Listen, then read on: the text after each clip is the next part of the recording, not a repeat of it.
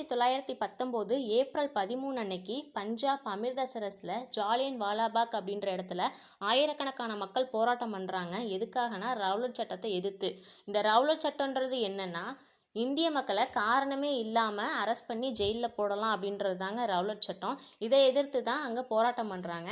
அப்போது general tyre அப்படின்றவர் என்ன பண்ணுறாருன்னா, அங்கே துப்பாக்கிச்சூடு நடத்த உத்தரவிடுறாரு. 10 நிமிஷம் தொடர்ந்து சுட்டிருக்காங்க. இதில் 379 பேர் இறந்துட்டதா பிரிட்டிஷ் கவர்மெண்ட் சொல்கிறாங்க. ஆனால் உண்மையான ரீசன் ஆயிரக்கணக்கான மக்கள் இதில் இறந்துருக்காங்க. இந்த நாளை தான் நம்ம கருப்பு தினமாக கடைபிடிச்சிட்ருக்கோம். இந்த காரணத்துக்காக தான் ரவீந்திரநாத் தாகூர் தன்னுடைய நைட்ஹுட் பட்டத்தை திறந்தாருங்க. இது ப்ரீவியஸ் இயர் கொஷின், நல்லா நோட் பண்ணிக்கோங்க. அதுக்கப்புறம் இந்த நிகழ்வை நேரில் பார்த்தவர் உத்தம் சிங். அவர் 21 வருஷம் கழிச்சு அந்த லண்டனுக்கே போய் ஜென்ரல் டயர் அப்படின்றவரை சுட்டு கொன்னிடுறாரு. இதுவும் ப்ரீவியஸ் இயர் கொஷினுங்க. இந்த டேட்டை பார்த்துக்கோங்க. 1940 மார்ச் 30 லண்டன் காங்ஸ்டன் அரங்குக்கு போய் அந்த டயரை சுட்டு கொன்றாருங்க. இந்த தகவல்களும் உங்களுக்கு பிடிச்சிருக்குன்னு நினைக்கிறேன். தேங்க்யூ.